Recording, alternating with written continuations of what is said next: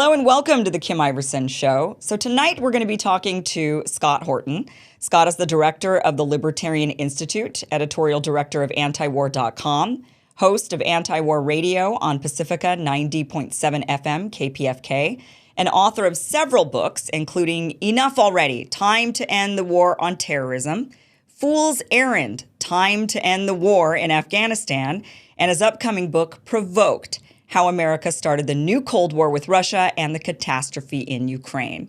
Now, lately, Scott has been very vocal against what Israel is doing to the Palestinians and has engaged in several debates. So with all of that, I'm sure you can guess what we're going to be talking about tonight. War, war, and more war. Scott Horton, welcome to the show. Thank you so much for being here. Thank you so much for having me again, Kim. Good to be with you. Well, it seems like things are escalating when it comes to war. Not only are we engaged, obviously, still in Ukraine, and there's questions on whether or not we're going to continue funding. My guess is we probably will. We've obviously got what's going on in Israel, but now there's even a war potentially brewing with Yemen. So we are at, just looking back before the Biden administration to where we are today, this just seems to be a hot mess with hot wars. It is. It's a total disaster. Tell us about Yemen. Let's start off with Yemen before we get into these other ones, because this is the one that's like, we're sending a fleet there. Tell us what's happening with Yemen and what we should be doing and shouldn't be doing. Well, this is part of Israel's war on Gaza, right? The threat has been that the war will spread. And mostly eyes have been on Hezbollah in southern Lebanon and then various Shiite militias who've been attacking American troops in Syria and in Iraq as well. Luckily, no American troops have been killed yet, but there have been some injuries. And there was at least one in Iraq where they flew a drone in the window of this barracks and the thing was a dud. But it could have killed like 15 guys or something like that. But the thing just luckily didn't go off. Yeah. So there's a real danger, right, that we could end up in war essentially with Shiite forces around the region. The Sunnis are all the American sock puppets. So the Shiites sort of have a monopoly on sticking up for the Palestinians. And in this case, it's the Shiites in Yemen, or this group called the Houthis. And it's really unfortunate because if you go back 9 years to December of 2014, I'm sorry. Wait, I'm bad at math. Wait, 9 or 11. I'm stupid on. I think it was 2014. Yeah, at the end of 14, beginning of 15, our current Secretary of Defense, Lloyd Austin, was the commander of CENTCOM. And he was backing the Houthis, giving them intelligence to use to kill al-Qaeda guys. Because, of course, to the al-Qaeda guys, the only good Shiite is a dead Shiite. Yeah. So it was from the Pentagon's point of view, let's help these guys kill those guys. Well, but then what happened was 2 months later, in March of 2015, Barack Obama and Lloyd Austin stabbed the Houthis in the back and took Saudi and UAE and al-Qaeda's side against them and started this horrific war. So when people talk about the drone war, Obama bombed Yemen with drones, that was from 2009 through 15. That was the war against al-Qaeda. In 15, he switched sides. Forget the drone war. This was helping Saudi and UAE carpet bomb the place to smithereens. They killed tens of thousands of people in their air war. And they, just like the Israelis are doing in Gaza, they intentionally attacked all the civilian infrastructure of the country. So water and electricity and sewage facilities, hospitals and farms, grain silos, flocks of sheep, fishing boats, and anything that they could to destroy the people's way of life there, to collectively punish them for having essentially been taken over by this faction out of the north. And so even though Iran warned them not to do it, their friends, and I guess now they're allies, the Iranians told them, don't take the capital city. The Saudis are going to freak out and launch a war against you. They did it anyway. And then Barack Obama essentially put America in the service of not just Saudi Arabia, but literally al-Qaeda in the Arabian Peninsula on the ground. The guys that tried to blow up the plane with the underpants bomb over Detroit on Christmas Day 2009, that did the Charlie Hebdo attack. These guys aren't just al-Qaeda linked. These guys are real ass al-Qaeda terrorist killers. And Obama took their side and was a case of the worst treason, stabbing these Houthis in the back.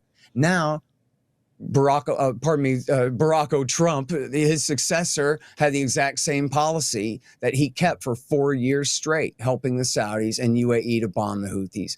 And when Biden came in, he kept it going for another year until what happened is that the Houthis got better and better drone tech. And they started being able to reach out and destroy Saudi oil refineries with ease. And in the beginning of 2022, they blew up one more oil refinery near Riyadh. And I don't know who, but somebody in a big white robe said to the crown prince, enough of this, make peace now. And so they started negotiating, and they've had a ceasefire that is held from about the March or April of 2022 all the way through. And the Guardian reported this was like a secret deal that they had in pencil. They had signed a peace deal, and they were ending the Yemen war.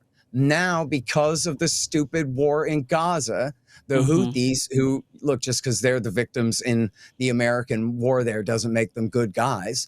They have decided they want to jump in this war, and they're obviously going, it's a 90% chance or more that they're going to destroy the peace deal. And if they're not back at war with Saudi Arabia and UAE, they're going to be back at war with the United States of America directly because of attacking not just shipping, but at least allegedly American naval vessels in the Red Sea. And so this already was the worst humanitarian catastrophe in the world, Kim, over the last decade. And now it very well could turn right back into that again, I'm sad to say. What was the original beef between Saudi Arabia and Yemen and the Houthis anyway? What was it? Why was Saudi Arabia wanting to go to war with them in the first place? I know, exactly. The whole thing is completely stupid and crazy. I have a chapter on it in Enough already that explains this whole thing. The Saudis had backed this guy, Abdullah Saleh, as the president ever since 1990, the fall of the Soviet Union. The Reds had backed the South, but Saleh unified the country basically in 1991. And America and Saudi had backed him all along until the Arab Spring came. And in the Arab Spring, someone had tried to assassinate him twice. And the second time he was wounded and was forced to go to Saudi Arabia to convalesce. And while he was out of town, Hillary Clinton swooped in and essentially forced him out and put his vice president in charge. But the problem is, Saleh, once he got out of the hospital, he came home and he went away angry. He took about 2/3 of his army with him, and he went and joined forces with his old enemies, the Houthis in the north, who he had fought repeatedly, and in fact really had empowered as well. Yemeni politics are very complicated, and he was actually backing his enemies as he was fighting them. But in this case, he went finally in the end of 2014, he went and allied with the Houthis, and they joined together and to seize the capital city. Now, at that point, Kim, I'm saying, look, if the Houthis are now happy with Saleh and they have an alliance with him, and this is the same guy that America and Saudi got along with for 30 years, well, then just let the new coalition of the Houthis plus Saleh come back to power. Who cares? Right? And then as the war went on and on for years, it was almost tongue-in-cheek, but also serious. That, wait a minute, quite literally, I'm not a fan of a dictator, but the major factions in question here that need to be satisfied are the United States of America's world empire, our Saudi client state, and the most powerful faction on the ground in the country now, the Houthis. And yet, at least at one time or another, all of these groups were able to agree on Saleh. So why couldn't they just agree on him again? And instead, the Saudis were determined to just have their way. And even when the Houthis first took over, they held a constitutional convention and they brought all these factions together. They knew they could not rule the country with an iron fist. And they essentially were trying to negotiate with all different factions inside the country and were open to negotiations on an international basis. And the Saudis just insisted on the war anyway. And Obama just gave them a blank check to do it. And they called the thing Operation Decisive Storm. So is it any wonder that the thing has lasted since, March of 2015 and ended with, sort of, about a year and a half ago with this stalemate. And then, now it's in danger of going back starting back up again because they're showboating and grandstanding as defenders of the Palestinians. Well, they have no ability to defend the Palestinians, right? They're just firing off some missiles and they're acting, quite frankly, in the most irresponsible way that they possibly could, considering what their country has just been put through as a consequence of their even seizing power in the first place. And for them to now risk their country going back to full-scale war and against the American empire, I guess they are feeling real macho, but there are a lot of innocent men, women, and children who are going to likely be killed in this thing along with them. Yeah, I mean, I get it. It looks good that, Yemen is standing up. The Houthis are standing up for the Palestinians. But ever since they started doing this, I've thought, oh, gosh, if I were the Palestinians, I'd be telling them, back off. This is not a good idea. All you're going to do is make it worse for the Palestinians in a lot of ways. Because now if all of these other countries are drawn into a wider war with Yemen, it's not – now you've got on the side of Israel people actually, fleets being sent in to fight the Houthis from America. We otherwise would have stayed out of potential, the war with between Israel and Gaza. I don't think we would have committed any troops to that. But suddenly now we're committing vessels.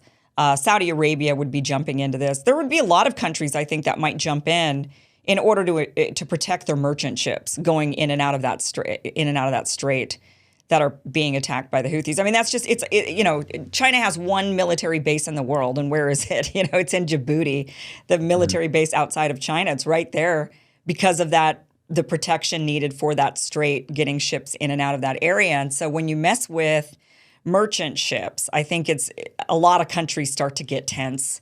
And it's no longer a battle between Israel and Gaza and the Palestinians. It becomes kind of a wider – that's kind of my view on it, is that it looks like, you're just kind of exacerbating the issue and making it worse for the Palestinians by drawing in all of these outside countries rather than containing it and then getting the world to just condemn Israel. So I don't think – and you're right. I mean, and then just from the Yemen perspective, the people and what they're putting your own population through this for the Palestinians, like at this point, worry about your own, right? Worry about your own citizens. But Yemen, who are only finally getting out from under the most brutal blockade and starvation regime. I mean, you want to talk about genocide. I'm happy to call what's happening in Gaza ethnic cleansing, but to call it genocide is well, technically it's a genocide if you go by the Rome Statute definition or something. Nah, forget that. Yemen from 2015 through 2023, 22, that was a genocide. That was a deliberately inflicted famine by the United States world empire and its client states, Saudi and UAE. A total blockade and a total war against their ability to feed themselves. People were laying down and dying, people meaning young children, babies and toddlers mostly, and elderly, laying down and dying by the hundreds of thousands, okay, is the violence brought to the people of Gaza essentially on that level for years and years and years in a row. And that was the war in Yemen. It was as bad as what Bush did in Iraq War II, or maybe worse, despite the fact that it didn't get as much publicity because, of course, they didn't send in the 3rd Infantry Division and all of that. Right. But just backing that air war and the blockade against that population. I mean, what do you call it when a group of nations deliberately inflict a famine on another nation? That's what it is. It's genocide. It's the sickest thing in the world. It's the worst thing that Barack Obama or Donald Trump ever did. So let's get to the root of it. Why was the United States backing Saudi Arabia so hard against Yemen? What was it? What is our relationship? What do we need from Saudi Arabia that would compel us to support them in a genocide? Yeah, I mean, exactly. Again, what a great question, because the answers are all not good enough. Well, they buy our government's debt. They buy weapons from American firms, and they sell last I checked, less than 6 or 7% of the oil Americans consume comes from Saudi Arabia. Is it the dollar? Is it that they're selling the oil in dollars around the world, and so it's propping up the value of the dollar? Yeah, right. And they invest a lot in U.S. government debt. And I don't know if this is really right, but apparently a lot of people in power believe that the petrodollar really helps to propagate demand for U.S. dollars. When I think that demand would probably be there anyway without them, mandating it that way for various reasons, mostly because every other government's currency is even worse than ours. they all do nothing but print money all day. The Americans have some discipline compared to the others only. Oh, wow. It's amazing. But yeah. Yeah. It's not saying But much.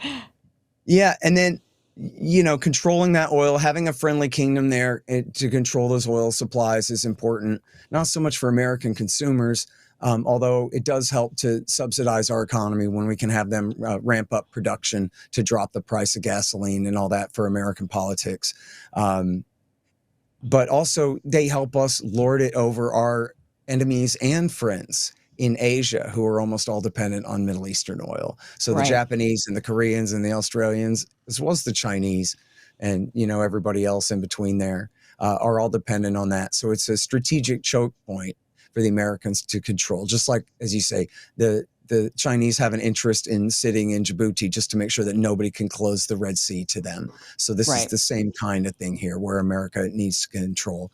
But then on this particular issue, it's maddening because and I think this is really right. I hate to say it, but there's a New York Times piece that was, given to them on a silver platter by the Obama government at the time that they launched the war. It wasn't like some investigative scoop. It was based on 17 official White House sources, that one of those, right? Yeah.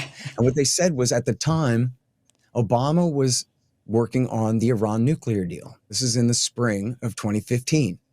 And John Kerry is trying to get this Iran nuclear deal done. And you might think that the Saudis would support that because the nuclear deal, what it did was it locked down Iran's nuclear program far more than before. It rolled it back in severe ways. They poured concrete into their Iraq heavy water facility, destroying it forever. And they, forget the details, but they scaled back their nuclear program, their civilian nuclear program, and they expanded the inspection regime over it.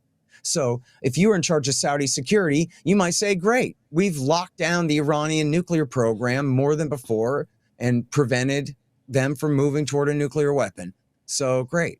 But see, the thing is, the Iranians were never making nukes anyway. That was always a hoax. And the Israelis, continue to push it, and the Saudis from time to time do. But they were never really worried about that because the Ayatollah had already said no to nukes. They weren't doing that. They have kind of a latent deterrent, and they were happy to leave it at that. What the Saudis were worried about was that they were losing their position of importance in the American-dominated order in the Middle East. They're our number 2 guy after Israel, right? Mhm. And before Turkey or Jordan even. And so if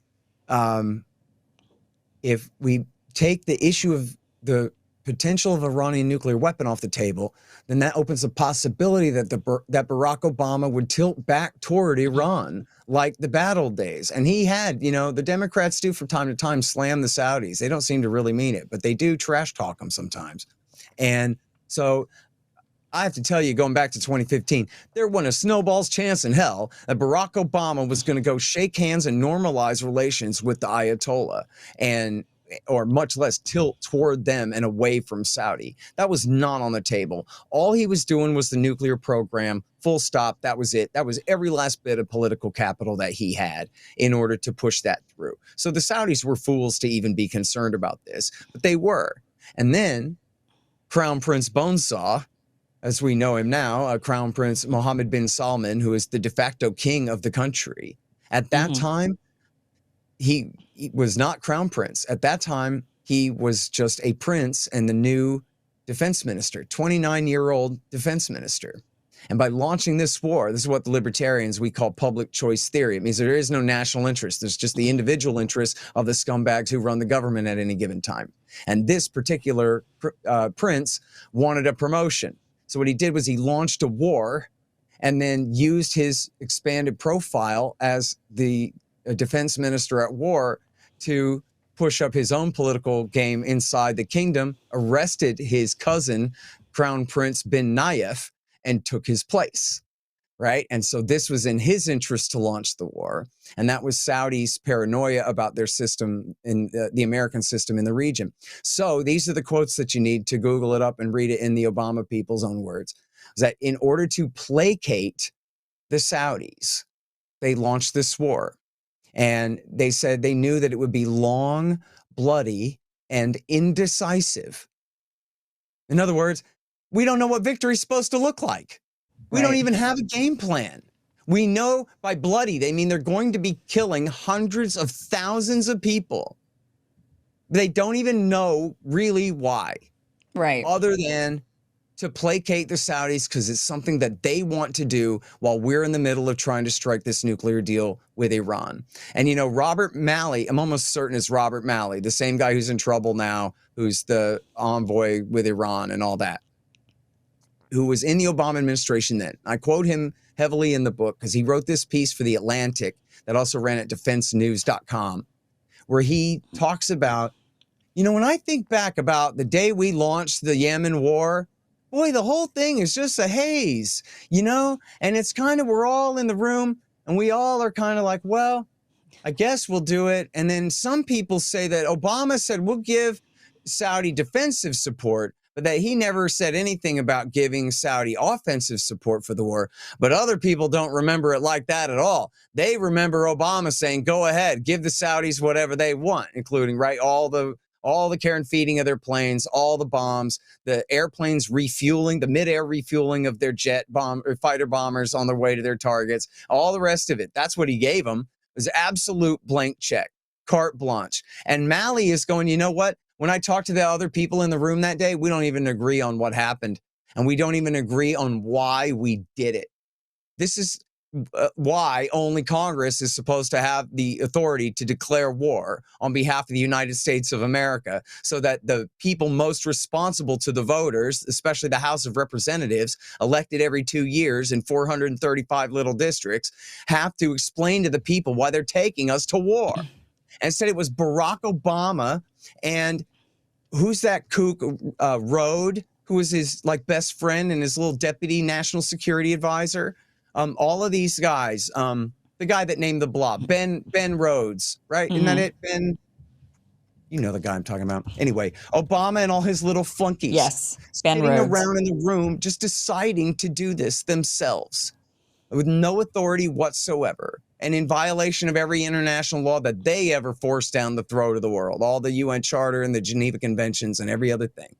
And as I said, in an act of high treason on behalf of Al-Qaeda in the Arabian Peninsula, and in an act of genocide in the way that they waged the war against the civilian population of the country. It's the sickest thing of the 21st century so far, America's war in Yemen. And the whole thing is just like on a whim to placate the Saudis was what the Obama people told the New York Times was their casus belli. Isn't it so hypocritical that they're doing things to placate the Saudis, and then yet all of the other wars they wage is for democracy? It's for democracy because we have to promote democracy and Western values. Yep. And Saudi Arabia couldn't be further from those things. I mean, it's a monarchy which are completely out of style. I mean, how many monarchies are there in the world today? And the Saudis are one of them. They execute people for witchcraft. Yeah. They will take their Shiite, which, by the way, for people interested, there's no such thing as that. That silly superstition for children and barbarians and completely ignorant cavemen. How could anyone possibly be guilty of witchcraft and enough to be executed for the crime of it? Right. Like, so what if you commit? So what if you practice witchcraft? What would witchcraft be? Yeah, so you use a Ouija board. I don't know how you go. And they take their Shiite dissidents, they cut their heads off and then crucify their corpse and hang it up for everyone to see. Right? It's ISIS only in white robes instead of black. Right. Same thing. Right. Yeah, I mean, you can't get any less democratic or further from Western values than Saudi Arabia in so many of the ways. I mean, just women have just barely been allowed to drive. Women have been men and women are separated in many of the public places. You've got a monarchy running the place. It's completely antithetical. If there is one nation in the Middle East, besides now Afghanistan, Saudi Arabia, but yet we make good with them. We make friends and we say, oh, we're on your side, and we just turn a blind eye to the things that you do. I'm not an advocate at all of going in and trying to push our values on other countries and spreading democracy and going to war for democracy. But it's just hypocritical that is the excuse we use. Yeah, we have friends like the Saudis, which are completely different. So I want to get into the war in Israel, the war that's going on now with what Israel is doing to the Palestinians. I did watch your kind of debate or discussion, I don't know what you want to call it, with Viva Frei. I watched that because him and I had gone back and forth early on in this about Israel. Him and I had been on the same side of many subjects for a long time, and then suddenly this war breaks out. And I think we saw this with a lot of people. A lot of people were on the same side of many issues. Suddenly this particular issue, Israel and the Palestinians, has divided people who were once on the same side of many issues. And this is one of those with him, where, you know, he has, like many people, a very staunch seeming support of Israel or defense of Israel or excuses made for Israel. So I watched your interaction with him, and I thought it was interesting, the arguments he made throughout, or the excuses he made throughout, for Israel taking the land or for the Palestinians continuing to be oppressed by the Israelis, were things that we're hearing a lot right now. Like, for example, well, they lost a war. So, you know, when you lose war, when you start wars and you lose wars, this is what happens to you. Or they didn't ever own the land. Well, the land was never theirs. It was the British or it was the Ottomans. So they could do whatever they want with the land. It's not theirs. So if they have to move, they have to move because the British said so, which to me was really, I mean, one of the most outrageous arguments is this idea that, oh, the Turks own that land or the British own that land. You mean they came and they subjugated the people who were living on that land, who it's the land of the people who live there, and these larger empires come in and then take over and say, oh, it's ours now. I mean, nobody would, if China came over here and said, it's ours now, we would never accept that. We would never say. I forgot he had said that. Yeah, funny. Right. That there's this, you know, this idea that it's, well, it belongs, you know, if you're a renter on someone else's land. I mean, this was the argument he used. If you're a renter and you've got a landlord, and if your landlord decides that you have to move and that they're going to use that land to somebody, give that land to somebody else, tough luck. Which is really, again, insane, because that land was never British. The British were not, they might have taken over like they took over India, like they took over all these other places in the world, but it was not theirs. They just took control over it. Same thing with the Ottomans. That wasn't Turkish area where Turks were living. You know, it was, they came in and they conquered, just like they conquered many other places, and the people were living there, and the people deserve their independence. They deserve to get rid of the conquerors if they so choose. So what do you think it is that causes people to kind of have these feelings that, I feel like if it were any other country or any other scenario put out there, that they would, something about Israel. And then what we do hear a lot, speaking of Yemen, is a lot of people will say, well, why don't you speak out about Yemen so much? Like, why are you so vocal about the Palestinians, but not as vocal about the Yemeni people and the crisis that was going on there? Like, why is it? And then the reason why they're asking that question is because their conclusion is it's because of Jews. You're just anti-Semitic. You don't like Jews. And because you don't like Jews, that's why you're speaking out against, you know, when Jews do bad things, but not when, like, Saudis do bad things. So what do you think is kind of creating this division, I guess, amongst people who otherwise would have agreed? Well, look, Kim, I mean, all the things that you just cited there that come from his arguments, right? Everyone can tell that's all a bunch of crap, right? And Frey, I don't know if he's Jewish or not, but what he is he's a lawyer, right? And so Right. What happened in that argument was he essentially wanted to quibble about every little point where he didn't even have a point, really, in order to just disrupt and prevent, you know, my ability to just explain the narrative that here's who's zooming here and how, which Right. there's plenty to follow up on there, right? But essentially what he's doing is, I mean, I think anyone who's honest could just look at that and go, well, all those things, they sound like just slogans. Right. And talking points, right? Oh, man, you just hate Jews. Like, do we even need to discuss that? Right. That's for stupid crybabies to cry about and other people to pretend to care about. I don't care about that. It's completely irrelevant. You know, the question of property rights. Oh, the Sultan in Istanbul can give a writ and give property he's never seen and never owned to someone who also doesn't own it, who's another rich guy sitting in a bar in Beirut somewhere. And the actual farmers who've owned the land all along have no say in any of this. And then on top of that, the British can come because Woodrow Wilson helped them win the war and steal the Middle East. And so then they get to come and, of course, betray all sides, make promises and sign contracts with everyone involved. But Right. only the promises that they made to the Zionists are the ones that count. The rest of their so-called law is completely irrelevant. And they can, again, give up property that they don't own. That all belongs to civilian property owners. Isn't it funny how Zionists all become Bolshevik communists who've never heard of the even concept of property rights ever before in their life? Right. The moment it becomes the Palestinians, and they say things like, oh, well, they never had a state called Palestine before. Yeah, well, guess what? Nation states were only invented in the 1600s at the Treaty of Westphalia. What the hell are you talking about? The whole world was lousy with empires. Now it's 192 sovereign nations, sometimes 194 or 95, depending on who's seceding from who at any given time. And what the hell are they talking about? The Israeli state didn't exist until 1948, as long as we're making up states. So according to their rules, since the Israelis didn't have a state up until 48, they had no right to declare one in 48. You see how this is all just a bunch of crap? None of these are even real arguments at all. They're not discussions of history, of who did what to who or anything. These are talking points manufactured by focus groups to try to confuse the issue, to try to get people to glom on to essentially what amount to these almost always have these alliterations in them, or they're these cutesy little slogans. Yeah. Oh, the Palestinians, they never miss an opportunity to miss an opportunity. Or see, we have no partner for peace. Or, is a land without people for a people without land. Now, all these things are lies, and only a child or a fool who wants very desperately to believe them would believe them. So then what's the reality?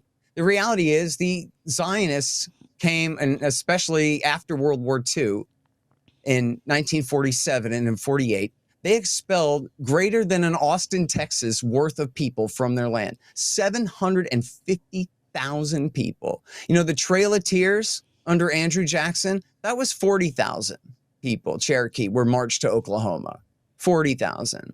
The Nakba was 750,000 people force marched out of their homes at the threat of bayonet, murder, and rape and massacre, and were never allowed to come home again.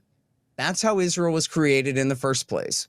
And they succeeded at that time in creating an 80-20 super duper Jewish majority. So they could say, we're a Jewish democracy. And as sinful as that was, it was sustainable, essentially.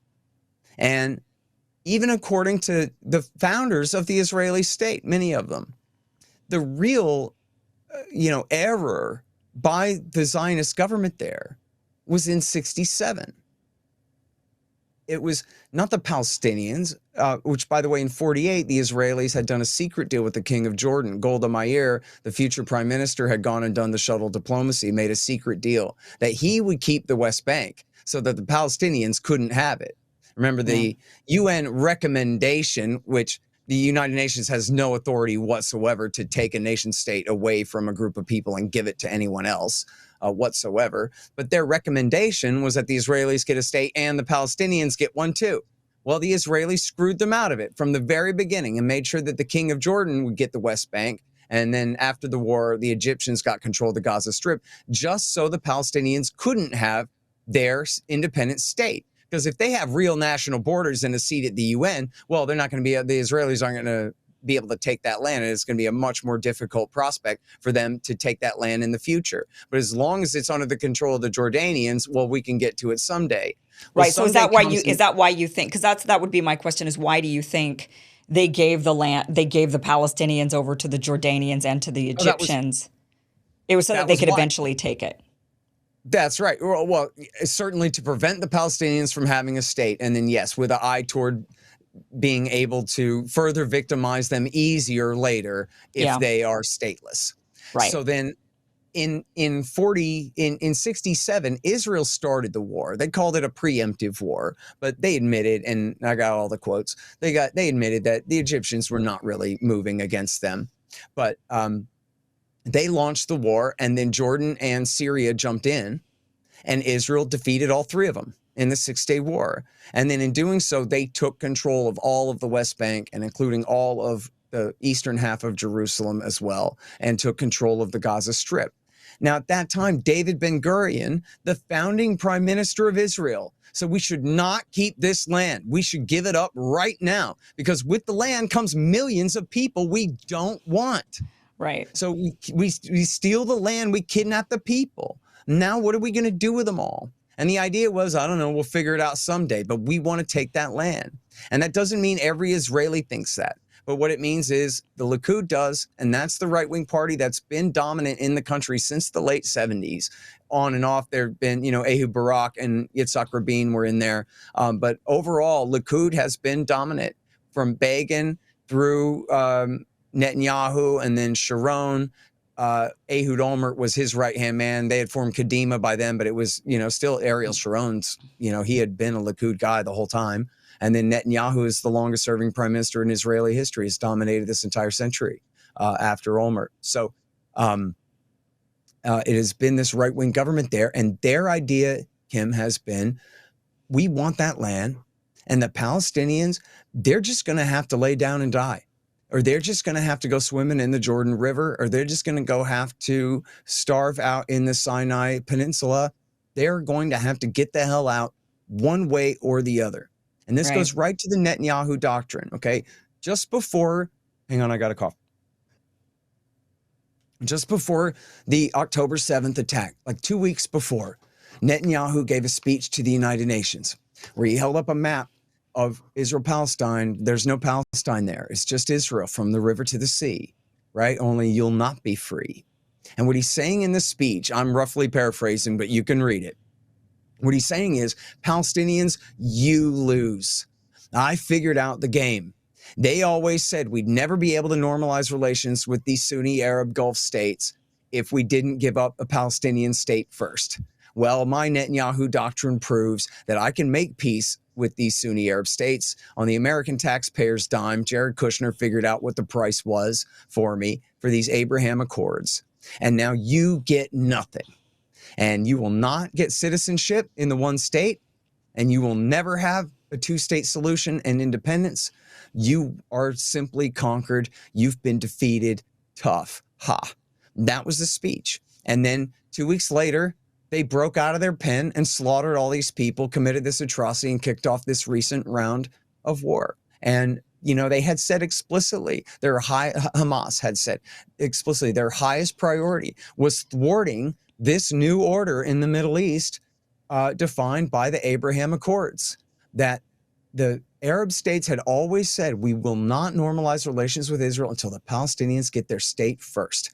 And by Jared Kushner, he gave F-16s to Bahrain, F-35s to UAE, debt relief to Sudan, and he recognized Morocco's seizure of northern Western Sahara as their price to recognize Israel. And they were working on Saudi Arabia. And Joe Biden had also said, he had given this speech, he called it the new Middle East. And he was essentially, confirming and ratifying and furthering the Abraham Accords doctrine. And in that speech, he didn't mention the Palestinians once, right? He had adopted the Likud's policy that essentially they don't matter anymore. They've been licked. The only problem wasn't the Palestinians. The problem was it was tough for Israel to normalize relations with these Sunni Arab states without normalizing with the Palestinians first. But now that we've bought them off, we've gotten away with it. We can do whatever we want. And so then that is the proper way to understand October 7th, or the proper context to understand October 7th and the aftermath. This is the abject and absolute failure of the Netanyahu doctrine. Nothing. He did not get away with it. He did not. The idea was the Palestinians, they're just going to give up and lay down and die? No, they're not either. So now what then? And so that's what essentially the issue that Hamas decided to force on October the 8th was, we're not going to let you get away with this, and we're going to force a reaction that's going to bring this issue back to the top of the world's attention, and hopefully destroy these various agreements. Are there any other people in the world similar to the Palestinians where they have been militarily conquered and then never given any sort of citizenship or rights. I mean, we don't, I when I look back at just even in U.S. history, like the American-Mexican Wars, like at least when we did gain Texas and, or California and all, these, the Mexicans that were there, I mean, we could of course squabble about, well, they weren't really given this, or there were things that happened to them afterwards. But, the treaties gave them citizenship and also tried to protect their land rights of land that they had already owned here. And that was after taking that land, and then we even paid Mexico, I think, for the land also that we ended up winning in that war. So, I mean, I understand that wars, because that's the argument people say was, well, look, in a lot of times in war, you lose land. I mean, that is what happens, like what's going on with Russia and Ukraine. Like if you lose a war, you lose land. But do we have another example in modern times when people are conquered in this way, I suppose, right? Their land is taken by another country. And then they're not given equal rights. They're under military oppression. I can't think of a modern day example of it, but you are a lot more knowledgeable than I am on this. Is there another group of people like this? Okay, well, there's a couple issues there. I mean, first of all, yes, the way of the world has always been that countries invade each other and take each other's land. I actually reject the doctrine of the United Nations and of collective security. I would prefer a 19th century type of a foreign policy where America just stays out, and international conflicts, instead of having everyone jump in to solve it, people instead just try to minimize it and stay out of the thing, host peace talks and try to resolve things. However, I mean, all other things being equal here, in the post-World War II United Nations era, it's illegal to invade a country and occupy its land and move your civilian population into it and take its land. Hitler ruined that for everybody with his Lebensraum policy. So now you can't do that anymore. It's against the Fourth Geneva Convention. And of course, the world law is only the law is backed up by the United States Army and CIA coup d'etat forces. So good luck with that, right? I mean, that America truly is the world government. And if America won't apply the law to our allies, then it doesn't apply. But they are absolutely in violation of it. There's no question about that. And UN Security Council Resolution 242, which was passed right after the 67 war, says now you have to get out of the occupied territories. You have no right.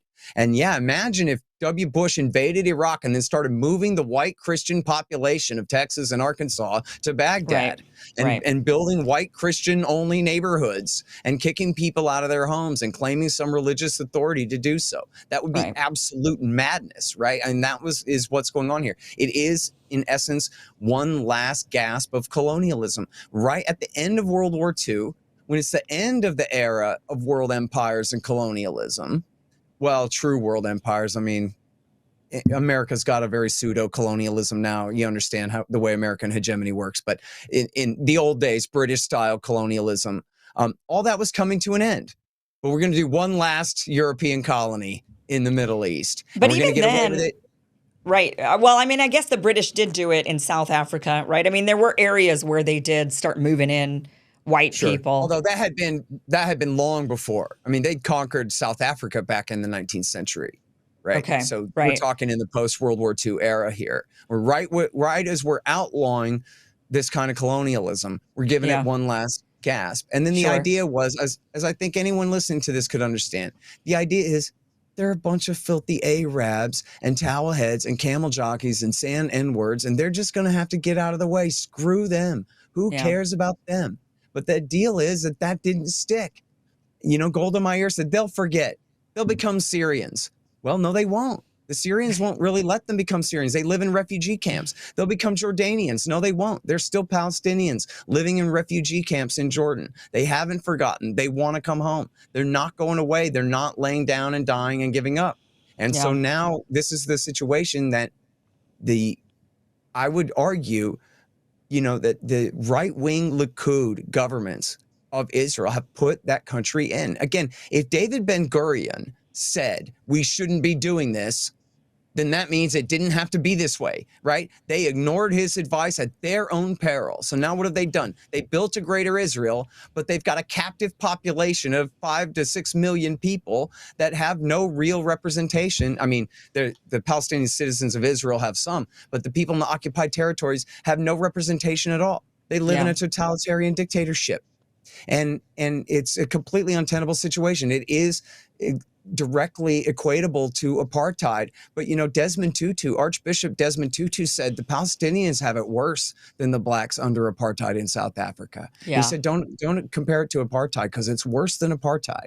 Yeah. And this is why, let me say real quick, I mentioned when Netanyahu held up his map, there's no West Bank and Gaza Strip on there, right? It's just all one state from the river to the sea. Well, in 2020, he almost officially annexed the West Bank. And the Trump government said, hey, ixnay on the going too far right now with that. Don't do it. And so he didn't. But what he did do is he announced explicitly on multiple occasions, and he's reiterated this recently as well, that there will always be one security force, one nation state between the Jordan River and the Mediterranean Sea, and that's him.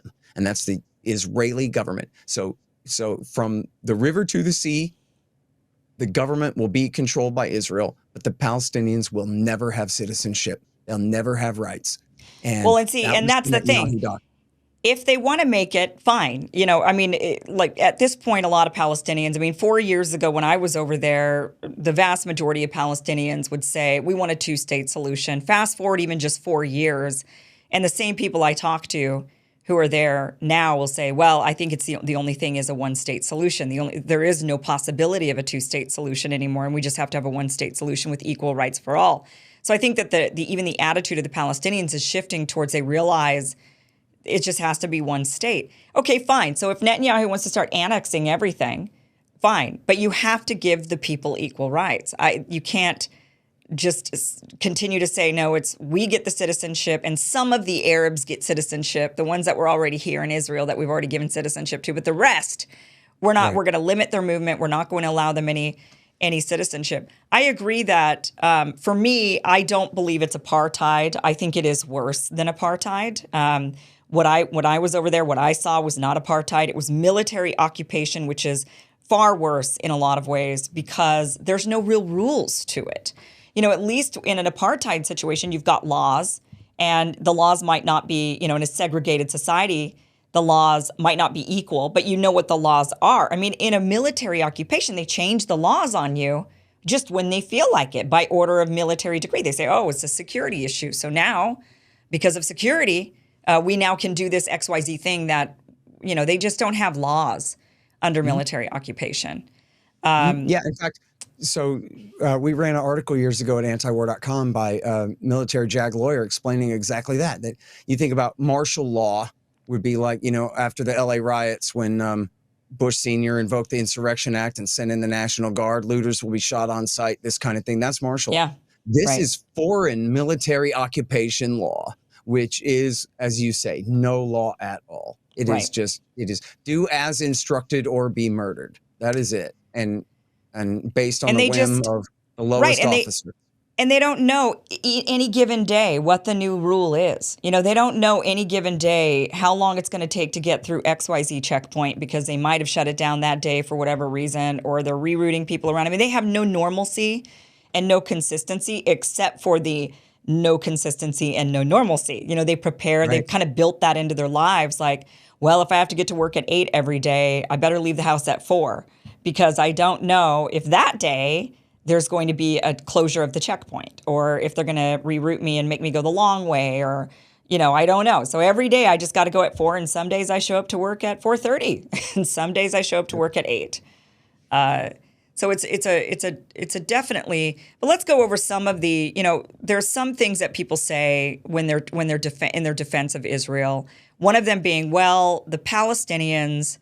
So first of all, they lost the war, and so when you lose a war, you lose land, and that's that. What do you say to that? Well, again, that's completely illegal, and that's not the law. And they didn't start the war; they were simply caught in the middle whatsoever. Israel started the war. Jordan jumped into the war. But of course, again, as I said, the Israelis had screwed the Palestinians and done a secret deal with the king of Jordan that he would take control of the West Bank back in 48 in the first place. So And look, the UN Security Council, they go, oh, hey, the General Assembly recommendation said we could steal all this land. Yeah, but nothing the United Nations has ever said since then counts at all, including UN Security Council resolutions that say, get the hell out of the occupied territories right now. You know what they do? They go, oh yeah, well, the French version doesn't have the word "the" in it. And so it just says, get out of the occupied territories, but you didn't say which ones. And so all we did was withdraw from the Sinai. And, give me a break. They're the most cynical. And that's the thing. How do you deal with, they say, the Palestinians never miss an opportunity to miss an opportunity. How do you deal with the Israelis when nothing that they sign means anything anyway? They'll break any deal. They'll lie right to the Americans' face. They'll agree to anything, sign anything, and laugh about it. I mean, there's the famous candid camera footage of Benjamin Netanyahu in the year 2000 laughing about how he sexually assaulted Bill Clinton right in the face and got away with it, did whatever he wanted. I told Bill this, and then I did that. I told him, geez, Bill, all I need is these military security zones. But then, that's all of Area C, bitch. That's 2/3 of the West Bank. And then the lady says, geez, BB, are you sure you want to do the Americans that way? What if they get angry? And he says, the Americans are easily moved. It's absurd. I'll do whatever I want. And, that's exactly the way they play it. So they always blame the Palestinians. But the Israelis, they'll break any deal, and they'll break any even stipulation in the middle of a deal. Right? Yeah. They'll be in the middle of negotiations and say, well, we'll close down these checkpoints, but then they don't, or whatever it is. You know what I mean? It's like the Branch Davidians dealing with the hostage rescue team outside. Nothing the negotiators say really sticks when it comes to the tactical guys. Have the Palestinians ever been truly offered a two-state solution and then just rejected it? No, absolutely not. And this is the one place where on a detail on this is where Viva Free got me, was he claimed falsely that at 2000 that Arafat demanded the absolute full and total right of return to all Palestinian refugees to Israel proper. And that's not true at all. In fact, all that they had said, and the Israelis had agreed to this, was that they would recognize the right of return, but then they would actually allow a nominal amount, 20 to 60,000 people would be allowed to return. Less than 100,000 people would be allowed to come back to their homes. The rest would be allowed to come to the West Bank or to the Gaza Strip, the new independent state, supposedly. But the deal was never even offered. And there's a book about this called The Truth About Camp David by Clayton Swisher, where he explains, for one thing, it was Clinton's fault. Clinton gave them way too little time to deal, and then his people were not prepared. They threw out Resolution 242 as the basis of the negotiations, which meant that they had to start from scratch, but they weren't sure which scratch they were starting from. And the original position paper left out some Palestinian and some Israeli objections, which sent everybody, flipping out and scurrying and wasting days. And then in the end, they never even offered him a deal. And Arafat knew that they were essentially setting him up. And so he cut his losses earlier instead of later. But I would encourage people to go and look at this, because you know what? I'm sure probably everybody listening to this has heard that at Camp David in 2000, they offered Arafat not just a two-state solution, but the moon. And he told them to go to hell, because you know how those filthy Arabs are. Everybody's heard that a million times over. But Norman Finkelstein in 2005, he debated Shlomo Ben Ami, who was one of the Israeli negotiators at Camp David, and they debated on Democracy Now! And I'd urge you to be careful, because there are two different debates that they did. This is the one about Camp David in 2000. And Shlomo Ben Ami says, I wouldn't have signed it either. And in fact, there was no real deal on offer. There was no deal on paper. But he just says the way that we were going, it was not fair. The deal that they were getting was one that was essentially made to fail.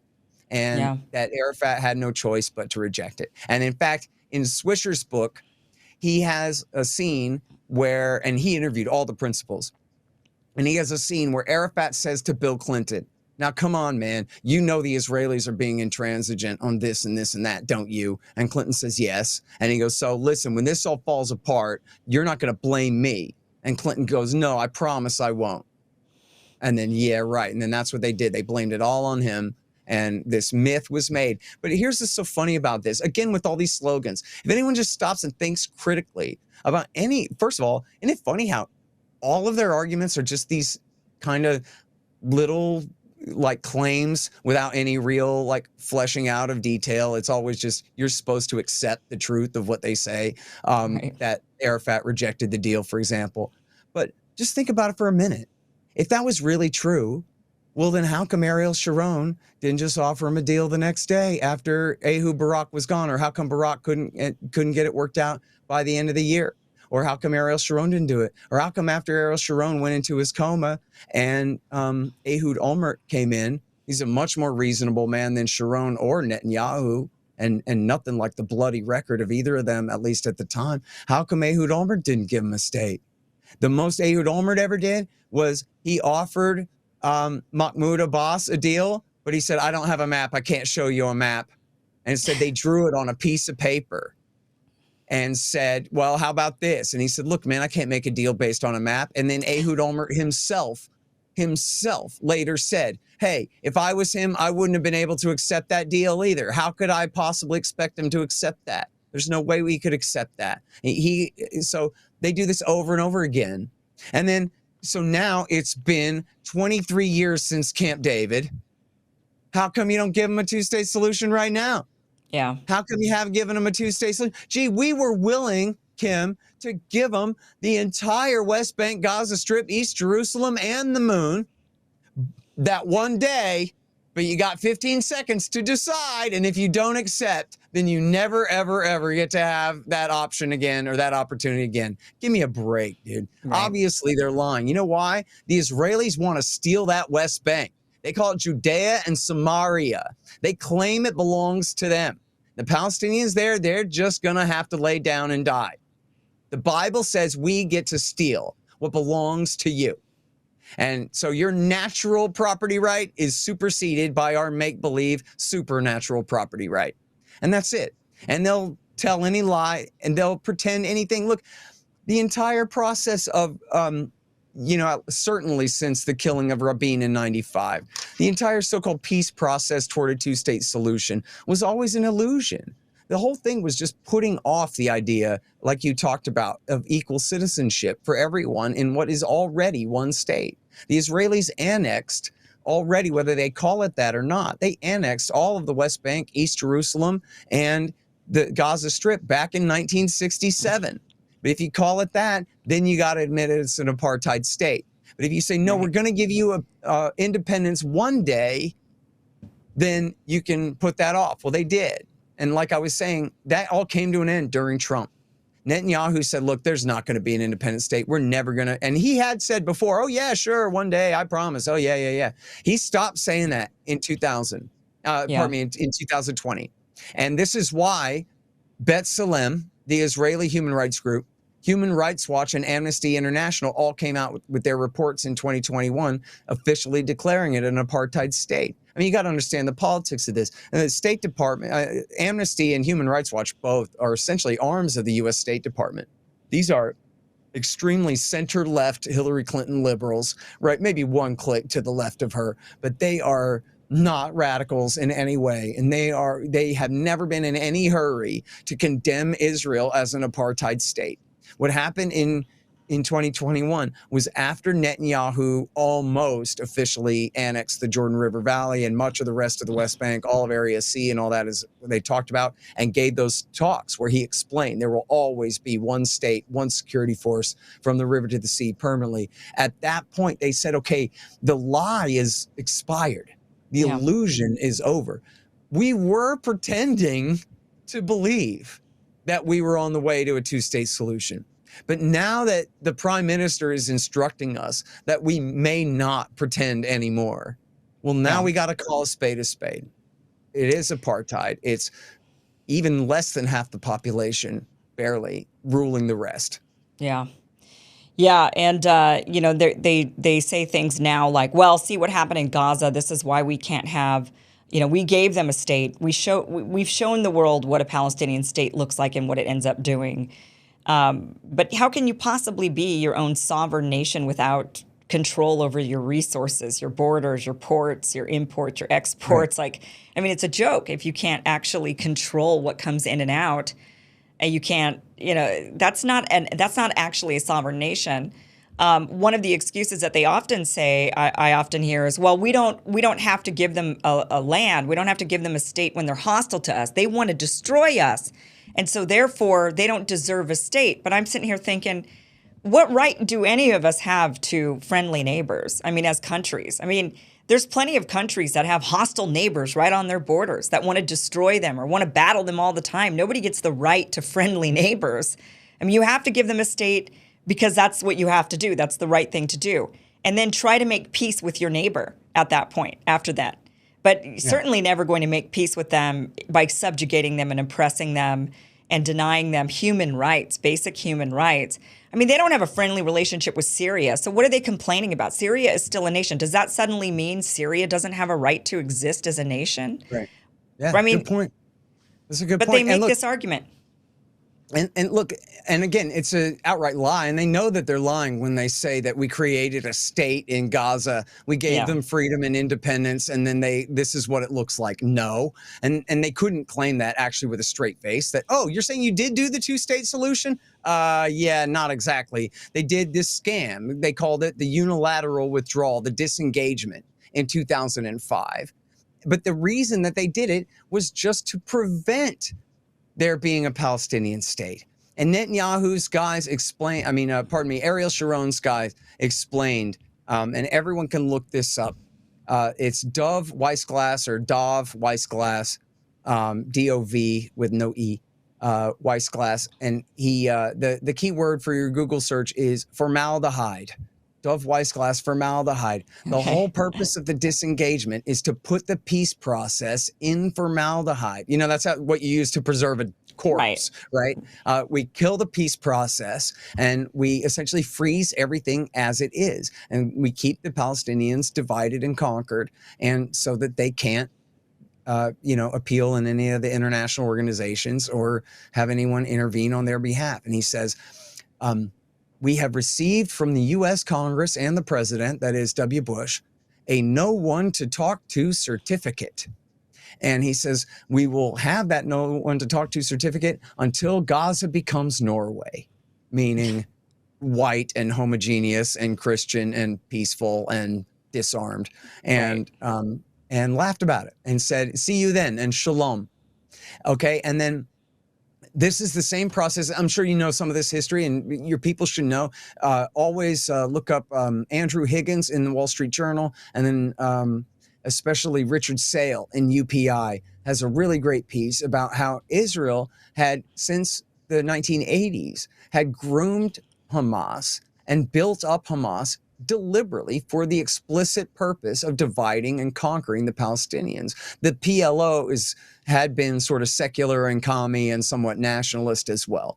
And so they built up, just as they did in Egypt and everywhere else, where the nationalists and the communists were the enemies. They built up the Islamists. The Americans and the Brits did in those countries. And in this case, the Israelis played the same game with Hamas. And they built up Sheikh Yassin. Now, the thing was created by the Muslim Brotherhood. I'm not saying the Israelis created Hamas, but they deliberately facilitated its rise, and including directly financing them and arresting all of their opponents and leaving them free to build up their right-wing religious alternative to the PLO.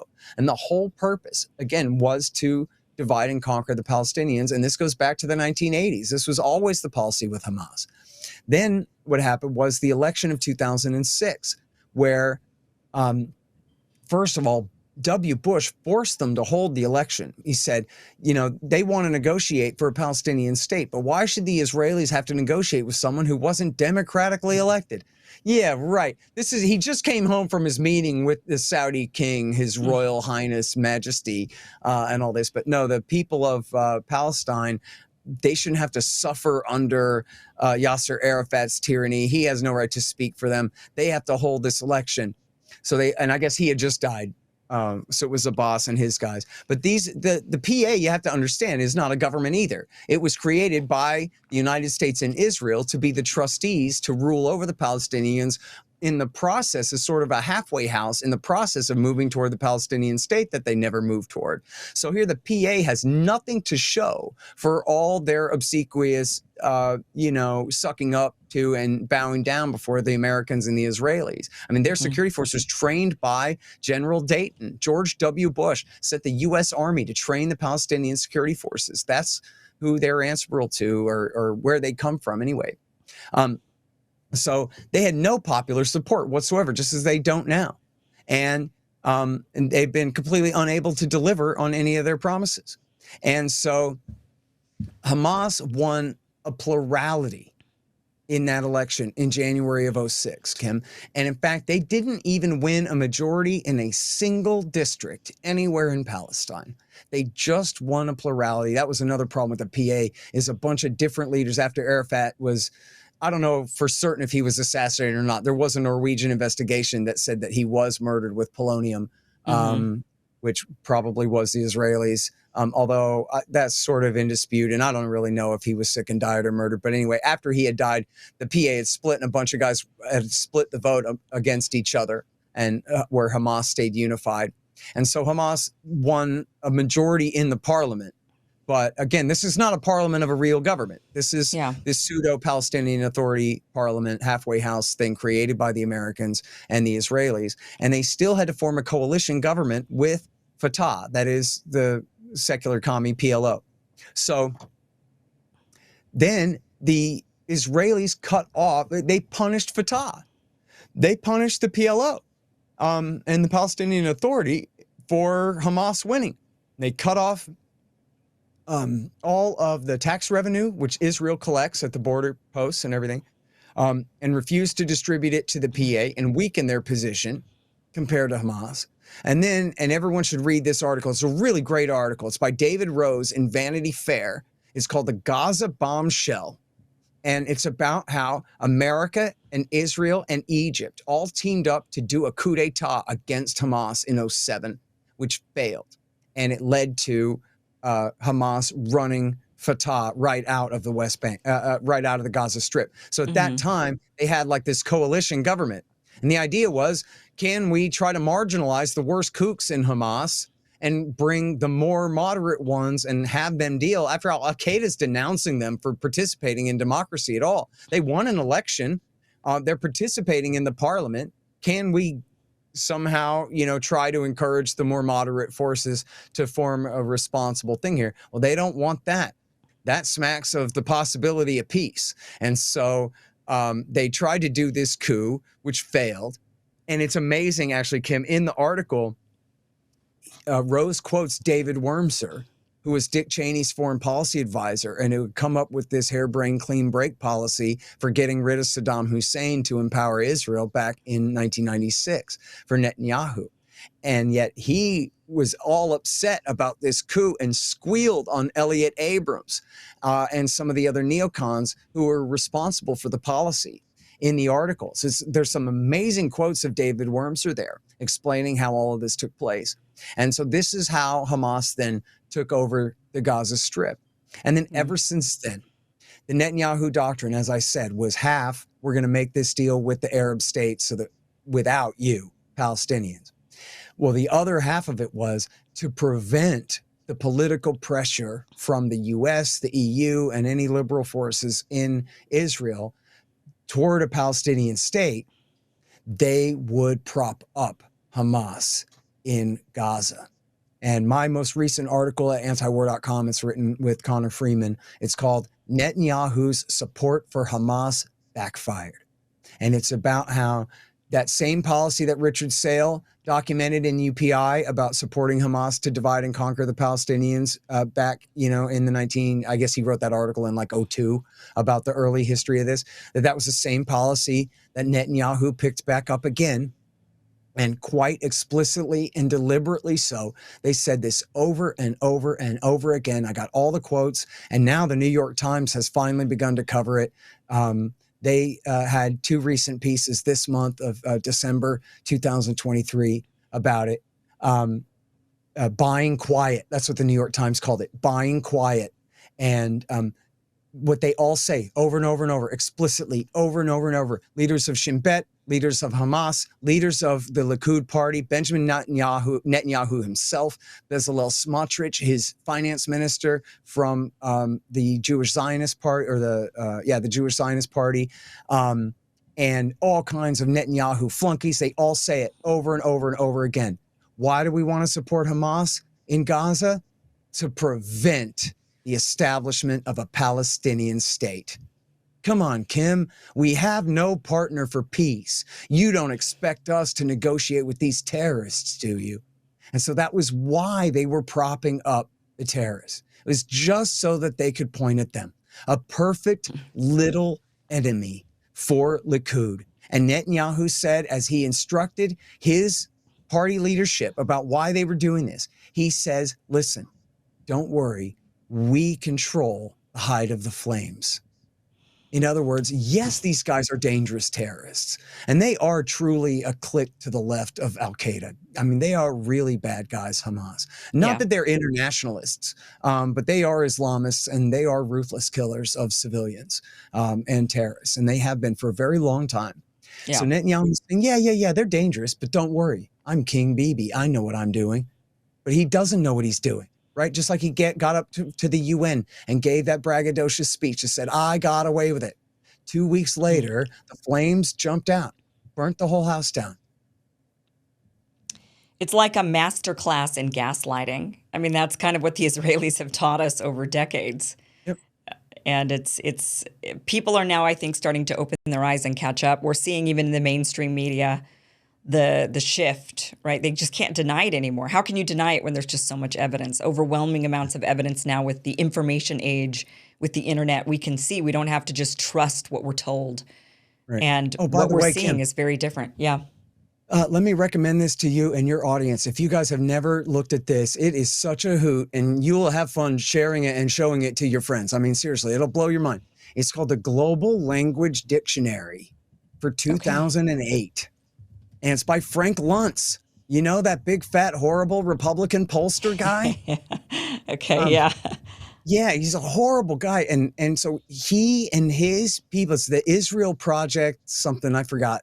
But they spent millions on focus groups testing how to talk about Israel with people. And of course, the lesson is you have to lie to them about everything, because the truth makes Israel look terrible. Right. And so essentially that's what it is. It's how to lie about Israel, how to confuse the issue, how to turn everything true about Israel, Palestine in that situation upside down, up to and including, Kim, you know what? You're right. It is apartheid. How come those mean old Palestinians won't just let the Israeli Jews live wherever they want? It's just like the old South. It's just like apartheid, where the Palestinians are the overlords, see, and it's the Israeli Jews who are oppressed and ethnically cleansed and are forced to live in these small settlements instead of out among the Palestinian people. No mention of that. We're talking about the occupied West Bank, right?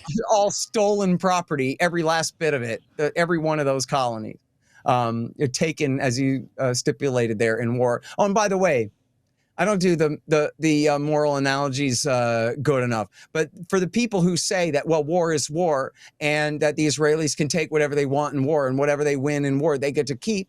Well, then if that's your position, because what did I say? What, the Geneva Convention or something? Who cares about that? I guess nobody.